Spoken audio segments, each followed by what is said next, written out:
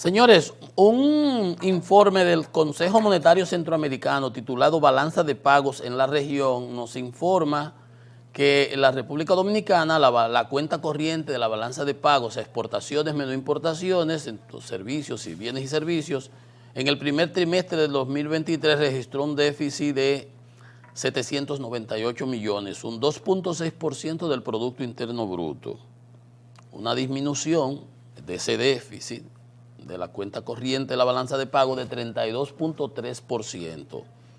Importantísimo porque para el 2022 ese déficit fue de 4.5% del producto. 4.5, ahora 2.6, eso es bueno. ¿Qué contribuyó ahí? Esa disminución se debe al aumento de los ingresos por turismo y las remesas.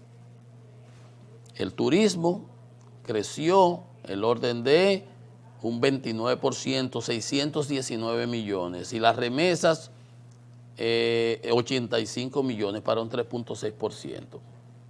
Y por otro lado, obviamente, como es exportaciones e importaciones, las exportaciones, aunque disminuyeron ligeramente, 0.3%, 9.9 millones, fue compensado porque lo que generó el déficit fue que las importaciones subieron 1.8% en 126 millones. Lo bueno fuera, correcto, que nosotros fuera lo contrario, que aumentáramos las exportaciones y disminuyéramos las importaciones, pero nosotros no podemos. Por ejemplo, nosotros somos compradores netos, importadores netos de combustible, gas natural, carbón mineral, petróleo, además de bienes de productos semiterminados para acabarlos de procesar acá, equipos de producción. Entonces, obviamente, también tuvimos que, en todo lo que es, no fue nosotros nada más, la cuenta del ingreso secundario en Centroamérica resultó en 12.000 millones de dólares. Sobresale el ingreso de divisas. Fíjense ustedes, no fuimos nosotros los únicos. Por ejemplo, El Salvador, México, todos esos países también reciben remesas de sus coterráneos que viven en el exterior. Recibieron divisas, ingresos de divisas superiores a los 11.890 millones. Entonces es importante. Fíjense ustedes cómo el mundo interrelacionado, y ese trabajo es importante porque manda una señal de cómo es que andamos. Tenemos que fomentar aún más las exportaciones. Fíjense cómo el turismo, que es una especie, que ese turista que consume una cosa en Punta Cana, que la produzco yo en Asua o en Baní o en Oce, es como si yo se la estuviera mandando allá a Suiza, a ese turista suizo que la consumió aquí. Eso es importante. Por otro lado, también le informábamos, según un trabajo del Ministerio de Economía, que tuvimos una reducción de 1.7 en el índice global de confianza del consumidor dominicano, se ubicó en 77. La confianza en el mercado de trabajo se redujo en 4.5 y usted ve que hablan tanto que estamos generando mucho empleo y muchas cosas. Entonces, realmente, ¿qué es lo que pasa? Si la economía se frena, o cuando la gente en la calle lo dice de otra manera, que en este caso, con toda razón, si no hay cuarto, la gente lo siente. Y ese dinamismo que genera el que haya circulante, fíjense como, por ejemplo, una zona franca. Yo viví esa experiencia. Por ejemplo, uno iba a San Pedro un día de semana y eso era muerto. Y tú ibas el viernes a la hora de la salida y tú veías todas las tiendas como le tenían cuquita o a motores para que lo lleven y la gente a comprar y los sitios de cerveza llenos y los sitios, porque hay billetes. Es igual que en los pueblos agrícolas, cuando se cosecha, cuando se paga, cuando se hace, ¿verdad? Hay bonanza, se siente. Entonces, ¿qué ha pasado? Bueno, la economía en el primer trimestre del año tuvo una expansión del producto de solamente 1.4, cuando el año pasado fue casi 6. Entonces, esas son las cosas que se sienten y que la gente lo vive. Bueno, no es número nada más. Por ejemplo, dice el índice de expectativas subió. La coordinación de las medidas fiscales y monetarias han logrado contener la presión inflacionaria. ¿Cuál fue? Eso lo escribe el Ministerio de Economía de nosotros, de aquí, planificación. ¿Cuál fue la coordinación de política fiscal? ¿Dónde está la coordinación de política fiscal? Las monetarias sí, que fue que subieron la tasa de interés, pero fiscal no ha habido nada. En política fiscal no ha habido nada. De hecho, hay un trabajo de CRES, dice, la economía dominicana durante los últimos 23 años tuvimos un crecimiento promedio de 4.78%, excelente del Producto Interno Bruto. Solamente en el 2003 con Hipólito que caímos.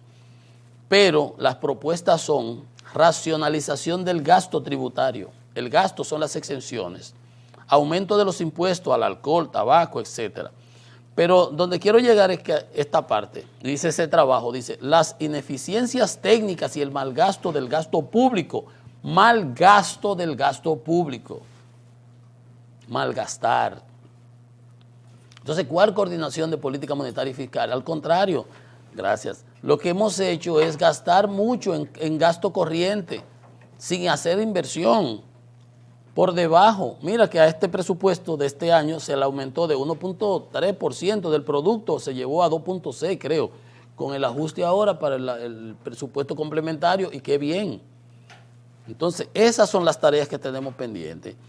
Y dice ese trabajo de la CRES que aquí se habla de que la presión tributaria es muy baja, pero que en otros países, y se compara con Latinoamérica, que es de 13.1, la nuestra, por debajo del promedio de otros países de Latinoamérica, pero que en la nuestra no se contempla lo que se paga por seguridad social. La seguridad social, que cuando se ingresa la seguridad social, entonces estamos similares, que el problema de nosotros es de gasto, que los ingresos tributarios crecieron 21.7 veces del 90 al 2022, un equivalente de 2.073%. Los ingresos crecieron casi 22 veces, pero el problema es que el gasto se ha incrementado en casi 26 veces. 22 contra 26, hay 4% de diferencia. Entonces, ahí está el análisis. Ese es el problema. Tenemos que gastar como gastan nuestras madres, como gastan la gente racional. La ausencia de control en el gasto público. Por ejemplo, en el 2001 el gasto público creció 24%. El gasto público, en el año 2001 el gasto público creció 24%. En el 4, 17%. En el 6, 13%. O sea, 24, 13, 16. Todos los años un paquete. En los últimos 31 años, el gasto público por el gasto real del gobierno creció 12 veces. Y el Producto Interno Bruto, que es el que debe suplir con la proporción que recaudamos de ese producto a la presión tributaria, creció 4.9 veces. Por eso el déficit fiscal. Entonces, ahí es donde está el problema. Y las exenciones que damos. Entonces, esas son tareas que tenemos que tenerlas para ir resolviendo los problemas de la República Dominicana. Un diagnóstico acertado lleva a que se apliquen soluciones y medidas, no inventos y parches y remiendos. Y se le puede poner impuestos para que los impuestos sean regresivos, que pague más el que más produce, el que más gana, el que más tiene. Ahora, sin matar la gallina de los huevos de oro, que ese es otro error que se tiene también muchas veces. Vamos a hacer una pausa. Estamos en Economía y Mercado y venimos en breve con más.